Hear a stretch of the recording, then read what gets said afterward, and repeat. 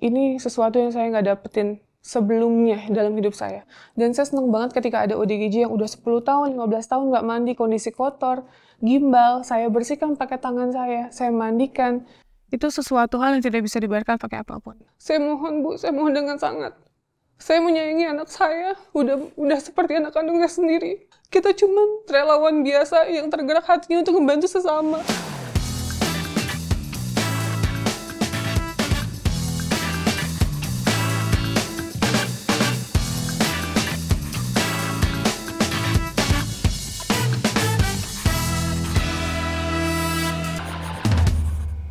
Kalau misalkan nih kamu ketemu orang gila, kamu ngapain?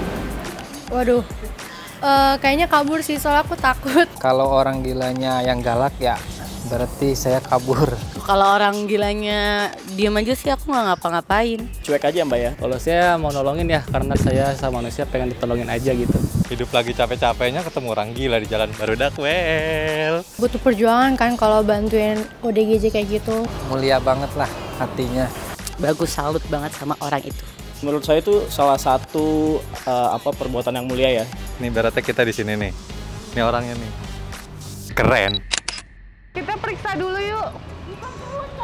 Sayangnya panas, enak. Main siapa sayang? Perempuan satu ini bagai terbang menukik dari dunia yang tinggi ke tepi jalan yang berbecek penuh misteri. Tak ada kata lelah, apalagi menyerah. Meski tubuh terpental dan tertumbuk, langkah terantuk dan nyaris membuatnya terpuruk. Ini duniaku sampai akhir hidupku. Begitulah tekadku. Dia tinggalkan dunia di atas. Profesi pramugari yang telah dilakoninya selama 8 tahun. Lalu terjun bebas ke dunia bawah. Ke dunia orang-orang yang tertepikan. Para penyandang gangguan jiwa yang bahkan diantaranya ada yang tubuhnya sudah berbelatung. Apa yang kau cari, Putri Pertiwi? Teman bicara Maman kali ini mengundang dia, Pratiwi Novianti atau akrab dipanggil Teh Novi. Assalamualaikum. Waalaikumsalam warahmatullahi wabarakatuh. Apa yang kau cari? Setelah asik di udara tiba-tiba terjun bebas ke bawah. Yang pertama, kalau kita hanya mengejar dunia dan uang, mau sampai kapan?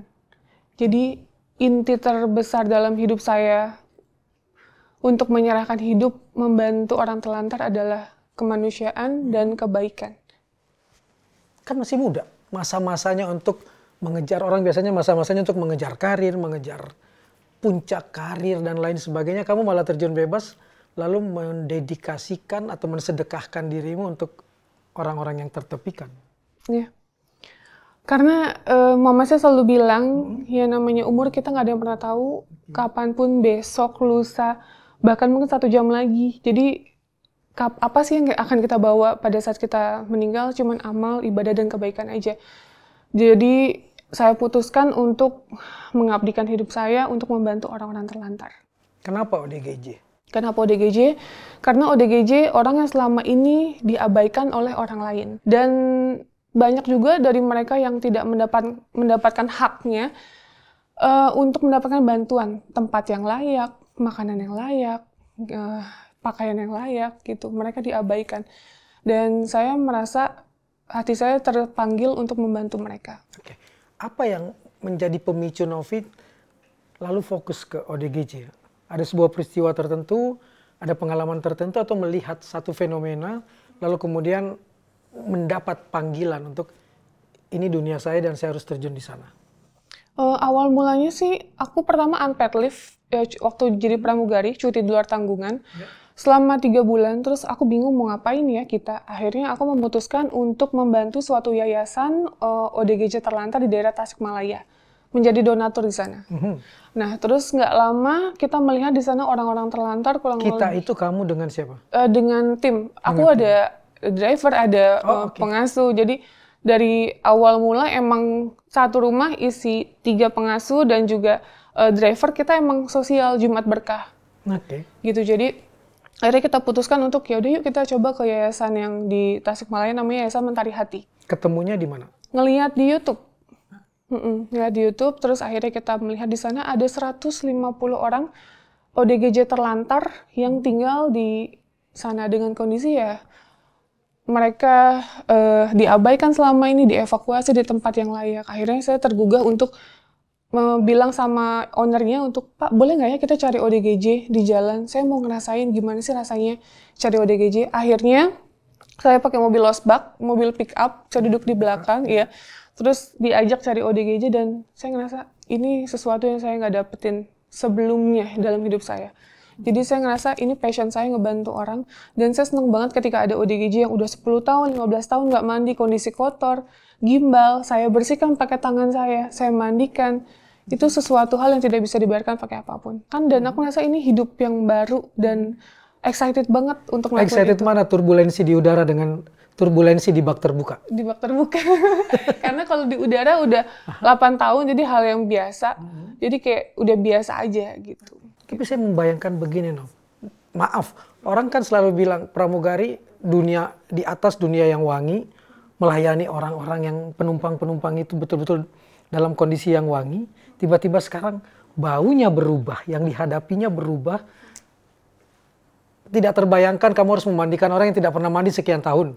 Memotongkan rambut yang gimbalnya mereka yang sudah bercampur dengan keringat, dengan asap, dengan debu dan lain sebagainya. Memandikannya, membersihkan lukanya satu-satu gitu. Gimana ya perasaan kamu saat itu ya? Kalau saya pribadi sebenarnya sama aja sih, karena basicnya kita jadi pramugari pada saat in-flight di atas, kita pun sometimes ya, kita nggak perlu nunggu cleaner, kita membersihkan toilet. Jadi kalau misalnya toilet kotor, kita nggak perlu nyuruh orang, kesadaran diri aja untuk membersihkannya. Jadi buat saya nggak ada perbedaan antara di pesawat dan juga yang saya lakukan sekarang. Dan kalau emang keadaan ODGJ emang bau gitu, aromanya yang menyengat banget, penuh dengan luka-luka, mungkin alhamdulillah Allah ngasih saya kekuatan pernafasan ya.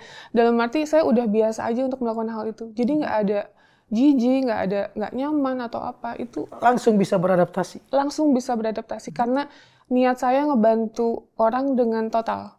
Jadi saya nggak mau, saya meminta tolong tim saya, tolong dong dibantuin ini.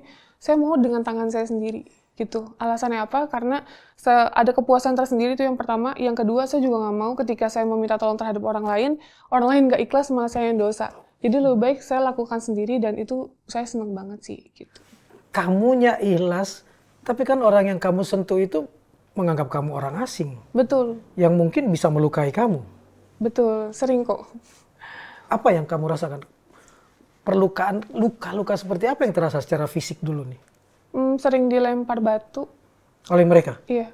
Terus pernah dipukul sampai saya ke belakang gitu. Dan udah sering terjadi sih, bukan 1-2 kali. Jadi sampai tulang belakang aku agak bengkok. Oke. Jadi terapinya cuma renang. Konkretnya bahasa yang bisa kamu sampaikan yang akhirnya kemarahan, amuk mereka itu karena menghadapi orang asing bisa kemudian reda dan kamu kemudian bisa membawanya ke tempat Haji Dadang itu. Yang pastinya kalau kita mendekati orang yang selama ini tidak pernah dibantu, pasti dia akan self defense, itu pasti. Tapi kita harus meyakinkan mereka bahwa kita ini tidak akan melukai mereka. Kita selalu bilang, Bapak, Ibu jangan takut ya, saya niat baik di sini, saya mau bantu. Terus ya saya selalu bilang ya, intinya kita niat baik dan jangan pernah takut sama kita, gitu sih. Butuh waktu berapa lama? Bisa 2 jam, 3 jam. Hanya untuk mendekati satu orang? Betul, kadang bisa 1 harian. Karena nggak gampang untuk meluluhkan Dia ODGJ. jalan ikutin, Kita ikutin. dia duduk ikutin duduk. Betul. 1 jam untuk mendekati, 1 hari untuk 1 mendekati. hari bisa ada, 1 hari. Oke. Ketika dia sudah naik di atas bak terbuka, pernah nggak ada yang loncat? Nggak ada, kan dipegangin. Sama Begitu sampai tim ke dari atas. Pak Haji Dadang itu. Oke. Nggak kebayang kekuatan kamu secara fisik bisa menghadapi mereka. Lalu bagaimana secara psikis? Saya yakin kamu juga pasti sedih kan melihat mereka. Ada luka di dalam secara psikis yang kamu rasakan ketika melihat mereka, ketika menyentuh mereka dari seseorang yang tidak pernah tersentuh lama, bahkan tersentuh air pun tidak. Buat saya pribadi sih karena sudah ini berjalan dengan mengalir ya, jadi membantu bukan cuma 1-2 orang. step by step saya jadi ngerasa bukan lebih ke psikis saya yang kena, tapi lebih ke saya bersyukur bisa membantu mereka dan memberikan pelajaran untuk hidup saya agar lebih bersyukur sih. Siapa yang terima seperti itu? Sempet shock banget, kok tidak ada dispensasinya? Kok kita melakukan sosial diginiin? Kita bukan teroris, kita bukan bandar narkoba.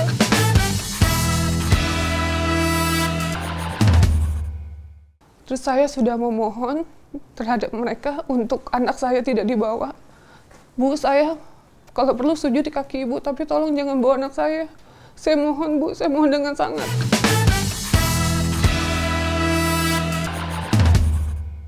Yang dirantai? Yang dirantai ada, dipasung juga ada. Itu yang kamu hadapi kan bukan cuma yang dirantai, tapi keluarganya misalnya. Betul. Bagaimana mendekati keluarganya, meyakinkan keluarganya untuk kemudian kamu bawa?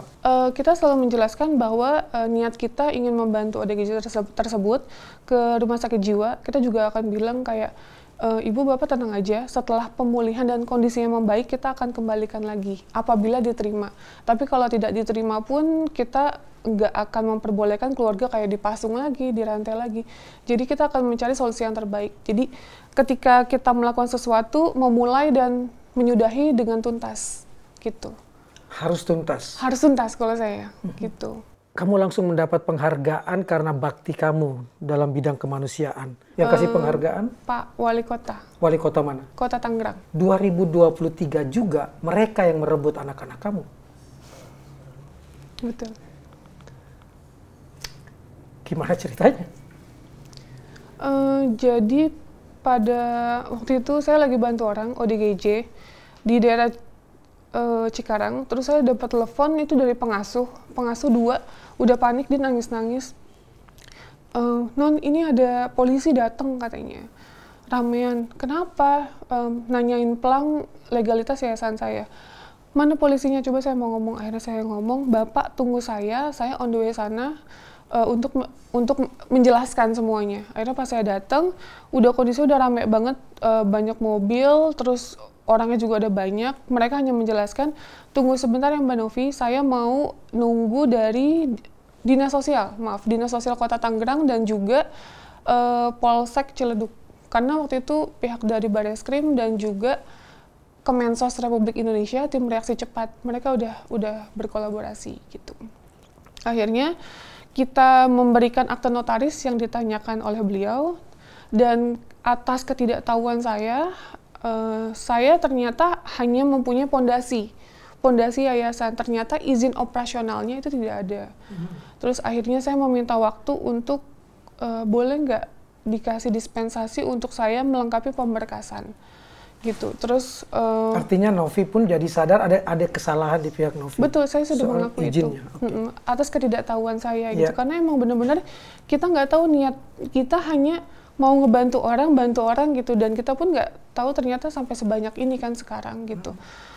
Terus nggak lama dari pihak Kemensos dan Dinsos melihat kondisi bayi kita yang ada di lantai 2, mereka melihat kondisinya sehat-sehat, alhamdulillah layak, mereka hidup dengan baik, terus semua gizi nutrisi terpenuhi.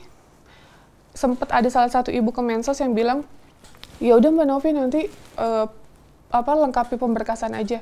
Ternyata mereka ke bawah, tiba-tiba langsung bilang, Mbak Novi, bayi-bayi semua harus dibawa, katanya gitu. Terus saya sudah memohon terhadap mereka untuk anak saya tidak dibawa. Saya nggak mau anak saya dibawa. Saya nggak mau Bu, anak saya dibawa. Tolong Bu, saya mohon Bu. Saya sujud di kaki Bu. Jangan bawa anak saya Bu. Bu, saya kalau perlu sujud di kaki Ibu, tapi tolong jangan bawa anak saya. Saya mohon Bu, saya mohon dengan sangat. Saya menyayangi anak saya, udah seperti anak kandung saya sendiri. Itu berapa orang? Banyak, lebih dari 30. Terus saya bilang, mereka selama ini diabaikan. ODGJ yang saya rawat, mulai dari hamil, saya ambil, saya biayai sampai mereka melahirkan. Nggak ada bantuan dari pemerintah sama sekali. Terus mereka diambil setelah mereka lahir, kondisi anaknya lucu-lucu, sehat. Siapa yang terima seperti itu? Sempet shock banget, kok tidak ada dispensasinya? Kok kita melakukan sosial diginiin? Kita bukan teroris, kita bukan bandar narkoba. Kita cuman relawan biasa yang tergerak hatinya untuk membantu sesama. Yang selama ini nggak pernah dibantu sama dinas sosial. salah kita di mana gitu. Kalau masalah pemberkasan, kenapa anak harus diambil?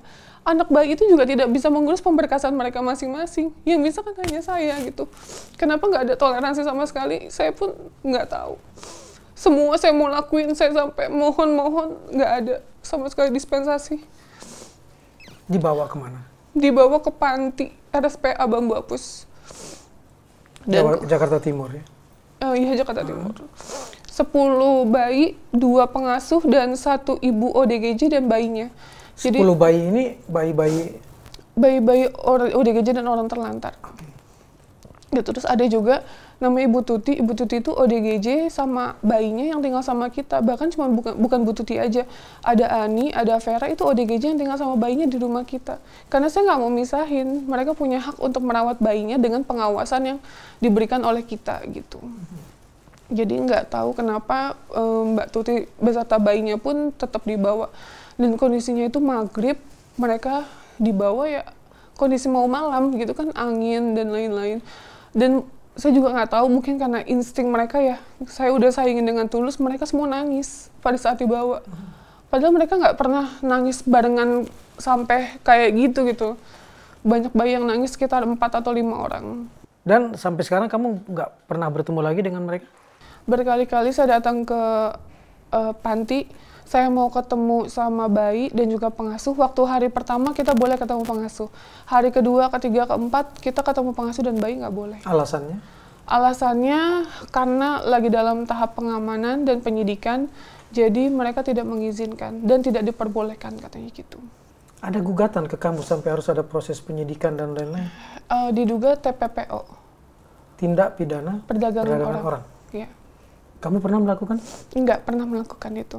Bisa dibuktikan? Bisa. Jadi pada saat klarifikasi kemarin, saya memberikan pemberkasan mulai dari ODGJ yang saya rawat, kan ada informasinya via DM, minta tolong keluarganya atau siapa aja.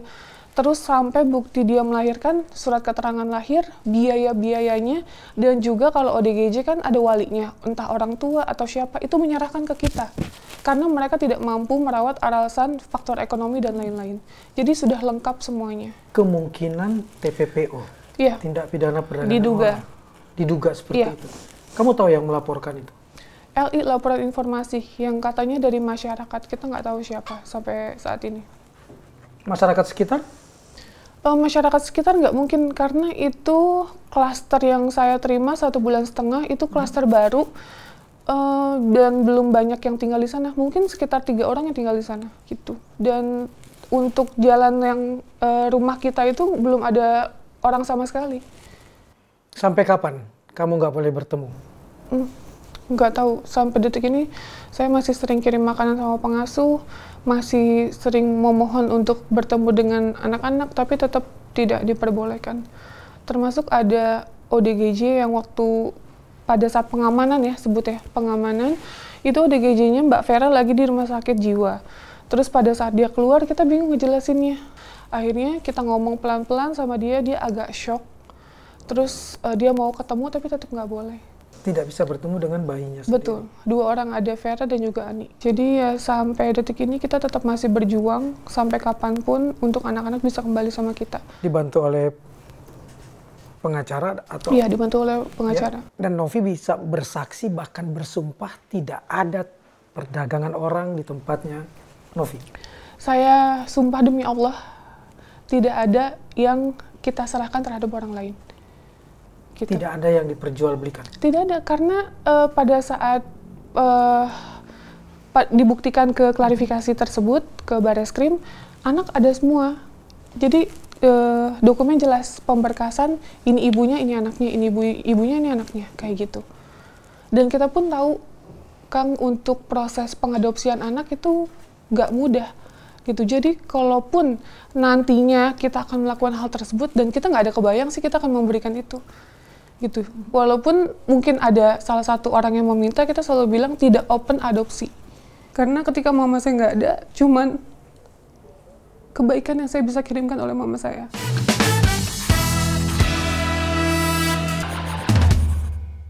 Kamu mungkin pernah dicurigai nggak bahwa apa yang kamu lakukan hari ini itu kan sekedar konten? Pernah dicurigai gitu juga? Sering.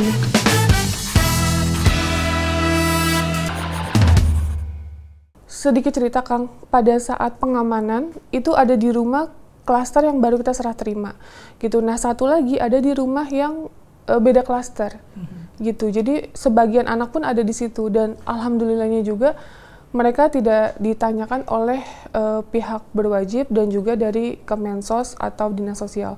Jadi yang diamankan itu yang 10 aja. Kalau ini kamu ucapkan bahwa ada yang belum diambil, kalau tiba-tiba ada tindakan berikutnya?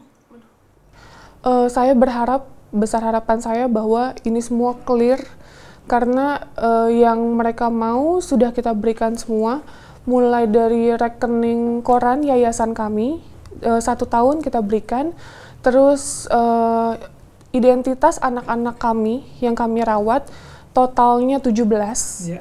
Karena 10 anak di rumah yang 1, 2 itu yang sudah diambil sama ibunya. Jadi semua ini hanya titip rawat. Jadi kalaupun memang mungkin keluarga faktor ekonomi sudah mampu, terus ternyata ODGJ sudah sembuh gitu. Kalau mereka mau ambil ya kita persilakan gitu. Karena emang niatnya hanya membantu merawat aja. Semua itu ditanggung oleh Novi? Betul. Dari saya semua. Jadi alhamdulillahnya kita nggak pernah minta donasi sama orang untuk anak yang kita rawat dan juga ODGJ yang kita rawat.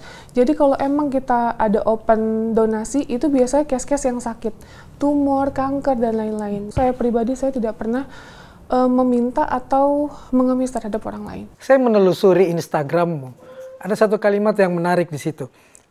Kamu nulis, adakah balasan kebaikan selain kebaikan pula? Dan kamu mendapatkan sebaliknya. Nggak kapok? Enggak. Karena itu ajaran mama saya sih. Ketika saya berbuat kebaikan, mama saya sudah meninggal 2 hari sebelum saya jadi pramugari. Mama saya selalu pesan, apapun yang kamu lakukan, kamu jangan lupa untuk lakukan kebaikan. Karena ketika mama saya nggak ada, cuman kebaikan yang saya bisa kirimkan oleh mama saya. Gitu. Jadi saya selalu niat ketika membantu orang, ini untuk mama, ini untuk mama. Gitu. Termasuk ketika mengevakuasi Mbah Dulaya di kaki Semeru? Betul. Bisa cerita nggak itu? Karena buat saya kamu nekat kalau itu. Iya, jadi awalnya waktu itu Gunung Semeru belum meletus ya. Jadi itu saya dapat informasi dari followers ada mbah-mbah tinggal di atas gunung. Dan kita pun datang ke atas itu perjuangan 2 jam. Karena jauh banget. Akhirnya saya benar-benar niatin datang ke sana, ketemu sama Mbak Dulaya. Beliau tuh udah sayang sama saya seperti anak sendiri, karena beliau aslinya punya anak, anaknya ada di bawah, tetapi emang beliau lebih nyaman tinggal di gunung dengan kesunyian gitu. Terus tidur dengan kondisi rumah bilik, ada ayam ternak juga yang tinggal sama dia supaya katanya nggak sepi gitu di sana. Makanya pada saat ada bencana alam, saya orang pertama yang datang ke sana. Bahkan saya sudah mengikhlaskan dan bicara sama papa saya, apapun yang terjadi, nantinya saya melakukan kebaikan dan saya nggak bisa untuk berdiam diri, untuk tidak mengevakuasi Mbak Dulaya gitu. Jadi pada saat hari ke-6, saya ingat banget, itu masih, itu gunung masih mengeluarkan asapnya gitu. Terus kita datang di sana juga sama relawan-relawan yang lain, kita numpang tidur sama tetangga di sana, warga di sana. Alhamdulillah baik banget, ada salah satu follower saya yang bilang, udah Mbak tinggal di sini aja, rumah saya kosong, saya evakuasi ke Malang. Jadi dia menitipkan rumahnya ke saya. Saya di situ sama tim sekitar 6 orang. Jadi besok paginya kita istirahat dulu malam, pagi kita langsung evakuasi Mbak Dulaya, dan alhamdulillah Mbak Dulaya mau turun. Dan itu benar-benar dikasih waktu cuma 20 menit. Kita pakai motor trail, kita naik-naik gitu. Terus ada emang tempat yang udah mau naik ke atas, saya emang nggak bisa, harus jalan kaki. Nah, posisinya itu emang lagi licin banget. Jadi saya sampai buka sepatu, saya lari-larian untuk ke rumah Mbak Dulaya. Akhirnya saya paksa, Mbak, saya mohon Mbak turun gitu. Akhirnya dia mau turun, kita naik motor. Ya udah, pada saat evakuasi saya udah nggak pakai sepatu, udah jatuh penuh dengan lumpur, udah berantakan banget ya. Tapi saya senang karena bisa mengevakuasi Mbak Dulaya. gitu. Kabar beliau sekarang? Alhamdulillah sehat. Alhamdulillah. Masih berkomunikasi terus? Masih berkomunikasi terus, tapi dia udah nggak di atas gunung. Dia udah sama keluarganya di bawah gitu. Dapat bantuan rumah itu. Oh, dari Pemerintah. dari pemerintah daerah setempat. Mungkin karena itu ya, seperti kamu cerita tadi, sampai minta izin ke Bapak, ada kaitannya nggak dengan tulisan kamu, bila kabar kematianku sampai kepadamu? Iya sih, karena bukan cuman kita melakukan sesuatu yang bahaya juga, tetapi kadang kita melakukan kegiatan sosial pun pasti penuh resiko gitu. Jadi makanya saya selalu pesan sama orang tua atau sama siapapun, apapun yang saya lakukan kebaikan dan jangan pernah disesalkan kalau sesuatu terjadi gitu, karena ini pilihan saya gitu. Sekuat apa Bapakmu membaca hal ini? Papa orangnya mellow banget sih, Kang. Jadi kalau misalnya ngedenger saya ngelakuin kegiatan yang terlalu bahaya pun dia langsung panik banget. Tapi saya selalu bilang selipkan doa untuk saya setiap sholat. Itu aja yang saya butuhkan. Ketika anak-anakmu diambil, bapakmu gimana? Supporter paling utama. Karena itu video aku pun jujur nggak nyangka banget bakal viral. Karena saya cuma niat hanya live gitu, terus ternyata banyak banget yang nge-repost, banyak banget yang nge-tag sampai masuk di berita gitu. Jadi Papa sih yang paling pertama nelfon nanya gimana keadaannya. Terus saya cuma bilang sekarang kita cuma bisa ngikutin proses yang ada, itu aja, kooperatif. Sampai 4,2 juta follower. Subscriber ya. Subscribernya sampai sebanyak itu. Kamu mungkin pernah dicurigai nggak bahwa apa yang kamu lakukan hari ini tuh kan sekedar konten? Pernah dicurigai gitu juga? Sering. Tapi kita selalu jelaskan bahwa kita membantu orang pun kita pasti akan memberikan sesuatu gitu. Dan alhamdulillahnya penghasilan YouTube kita keluarkan untuk membantu orang dan jangkanya lebih luas gitu. Mungkin kalau gaji pramugari nggak akan bisa sampai satu Indonesia. Itu yang saya tanyakan, duitmu dari mana untuk membiayai orang-orang ini? Dari YouTube itu? Dari YouTube. Yang pertama dari YouTube, terus aku ada properti yang disewa-sewain gitu. Dan lumayan gitu penghasilannya. Jadi kadang kalau YouTube lagi turun, penghasilan nggak nutup, ada dari operasional dari apartemenku gitu. Jadi artinya sampai sekarang saya nggak boleh bercuriga bahwa ada orang yang membiayai kamu, yang mungkin orang itu punya niat jahat, yang kemudian memperdagangkan nanti anak-anak kamu. Nggak ada sama sekali. Nggak ada sama sekali. Kita berdiri di kaki kita sendiri, makanya kita pada saat memberikan rekening koran yayasan, kita nggak pernah takut, nggak ada yang disembunyikan. Nggak ada yang disembunyikan sama sekali gitu. Andai Nafsia ada di sini hari ini, apa yang kamu mau sampaikan? Mengucapkan kata maaf.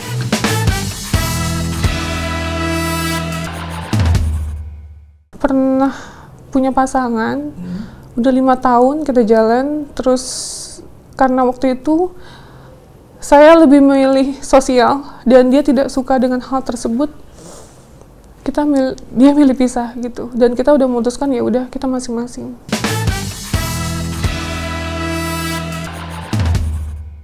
Tahu Pratiwi Novianti nggak? Nggak pernah tahu dan nggak kenal. Ya kan, bener kan? Pratiwi Novianti nggak tahu. Dia yang suka nolong ODGJ. Novi yang belum lama anaknya diambil sama. Kalau dari sisi penolongnya sih baik ya. Kalau untuk dirinya fisikal cantik juga kan. Aku suka lihat dia di YouTube. Kebetulan anak aku tuh yang kecil tuh yang suka nonton kontennya dia. Salah satu bukti orang terkenal di Indonesia tahu nggak apa? Apa? Fotonya terpampang di truk. Fotonya terpampang di truk nih, lihat nih. Seorang Novi pun fotonya terpampang di truk dengan kalimat yang menarik sekali kalimatnya. Orang suka tidak menghargai proses, tapi bisanya cuma protes dan lain sebagainya. Kamu udah lihat truk yang memasang wajahmu ini? Udah, sering banget kalau follower saya ngelihat mobil-mobil truk ini, mereka nge-tag saya. Jadi saya, itu lokasinya di mana? Ini lokasi di mana? Karena ada yang di Jawa Tengah, ada yang Jawa Timur. terus ada yang di Pandeglang, di Serang, itu banyak banget. Jadi nggak nyangka sih akan ada kayak gini-gini, karena jujur saya bukan siapa-siapa, saya cuma relawan yang ngelakuin kegiatan atas dasar kemanusiaan, itu aja. Tapi sadar kan akhirnya bahwa dirimu terkenal? Lebih mungkin mereka mengapresiasi atas Apa yang yang saya sudah lakukan. kamu lakukan? Betul. Dan kalau saja orang ini masih ada, mungkin bentuk apresiasinya jauh lebih besar ya. Masih ingat kan tanggal 21 bulan 6 tahun 2012? Mama saya meninggal. Dia kan yang berharap kamu menjadi pramugari. Betul. Jadi mama saya tuh sakit kanker. Terus dulu pengen banget cita-cita mau ngebahagiain mama. Kalau aku jadi pramugari, aku punya uang, aku pengen bagiin mama. Aku nggak pengen buang-buang uang dengan beli tas, beli mobil mewah. Cuman pengen ngebagiin mama bisa haji, bisa umroh gitu. Tapi semua nggak bisa dilakukan sih. Mama segalanya. Karena waktu sekolah udah mulai ikut foto-foto, terus jadi model, itu mama yang selalu dampingi. Bahkan pada saat kondisi sakit pun, mama masih mendampingi dan ngerasa mama nggak apa-apa gitu. Sedangkan mama terus stadium 3 pas kita tahu. Jadi cepet banget 1 tahun, mama langsung meninggal. 2 hari sebelum pengumuman kelulusan. Betul, 2 hari. 2 hari sebelum rilis, kita sebutnya rilis pramugari, mama meninggal.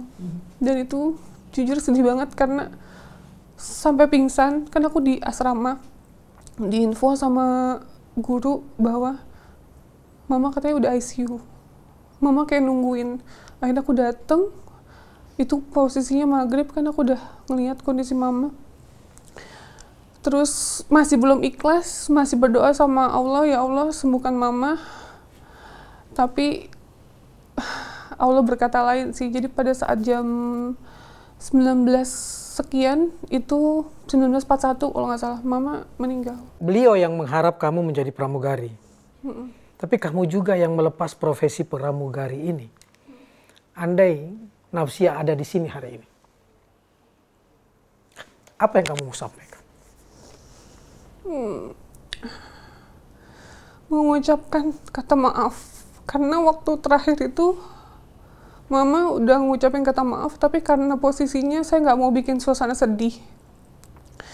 Mama ngucapin kata maaf kayak, maaf ya belum bisa jadi mama yang baik. Terus saya langsung, udah mama apa sih ngomong apa? Sampai hari ini, sampai detik ini saya menyesal tidak mengucapkan kata maaf lagi. Gitu. Dan mungkin terima kasih banyak udah menjadi orang tua yang baik. Udah menjadi orang tua terbaik untuk anak-anaknya. Dan karena mama, saya bisa berdiri di sini, bisa melakukan kegiatan yang positif, karena itu semua ajaran mama saya. Gitu. Itu yang membuat kamu menjadi Teknopi hari ini. Betul. Dia yang menginspirasi kamu untuk melakukan semua ini. Betul. Kalau mama dulu lebih ke pedagang kecil, terus yatim piatu, duafa, kayak gitu-gitu.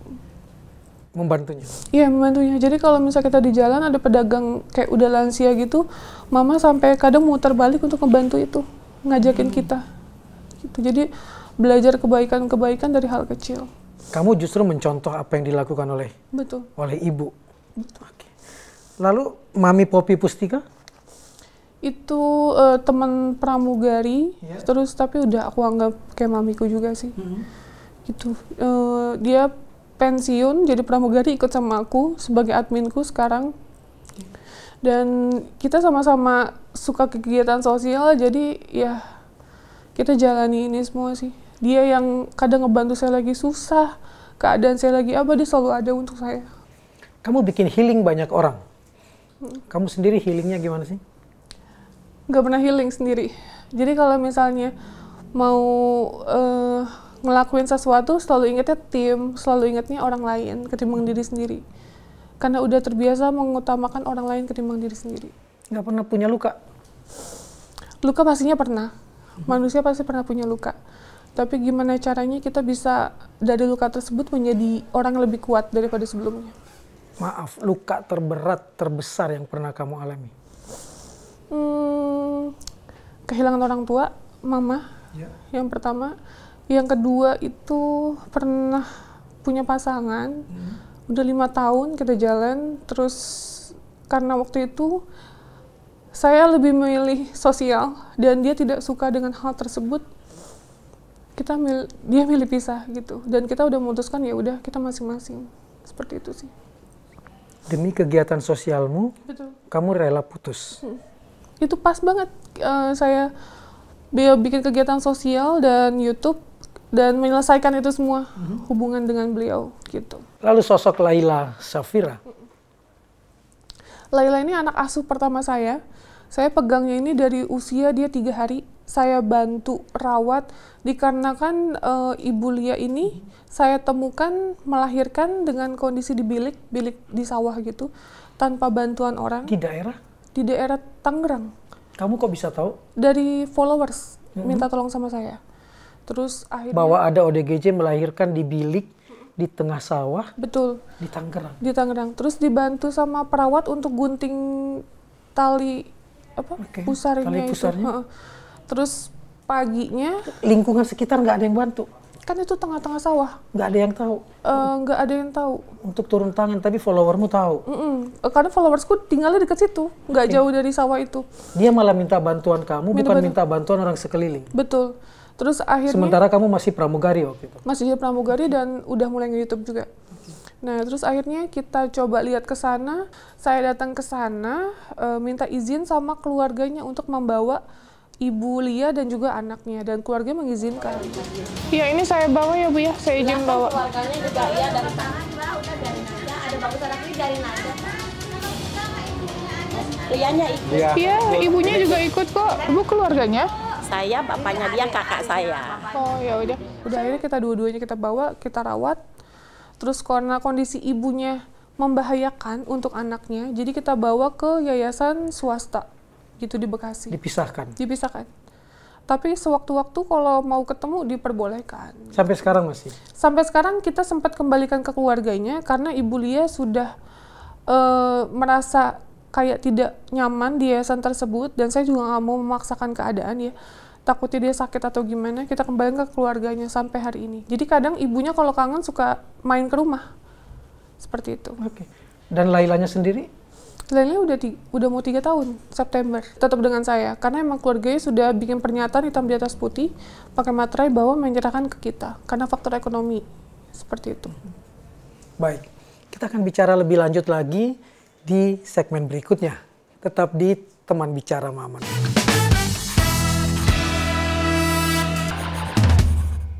Terus saya ngerayu dia untuk mau dioperasi. Saya bilang saya bantu semua biaya-biayanya. Akhirnya meninggal. Karena kondisi yang udah menyebar. Karena sudah telan waktu itu.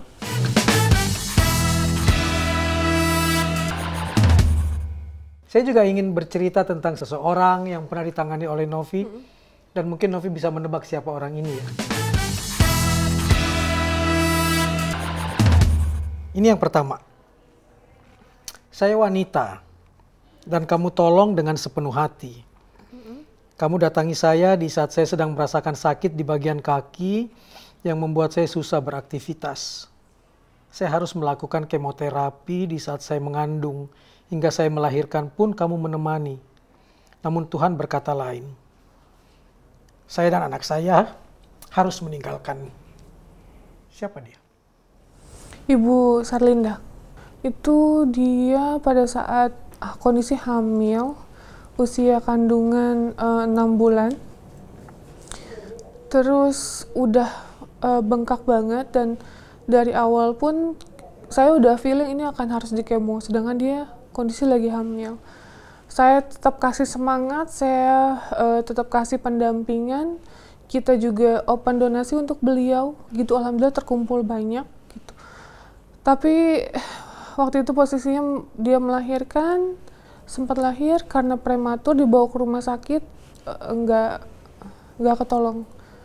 Dan kondisi Mbak Sarlinda pada saat anaknya meninggal, dia drop banget. Mbak Salina masih bertahan berapa hari, setelah itu Mbak Salina juga dipanggil Sang Maha Kuasa. Ini yang kedua. Saya masih terbilang muda. Namun penyakit yang saya alami terbilang berat untuk saya. Ya, kanker tulang yang saya terima membuat saya susah beraktivitas. Kamu membujuk saya untuk melakukan operasi. Namun saya sempat menolak. Namun kamu tidak putus asa untuk terus membantu saya hingga membuat saya ingin melakukan operasi kanker tulang. Namun Tuhan berkata lain. Saya harus meninggalkan kamu setelah saya sudah melakukan operasi itu.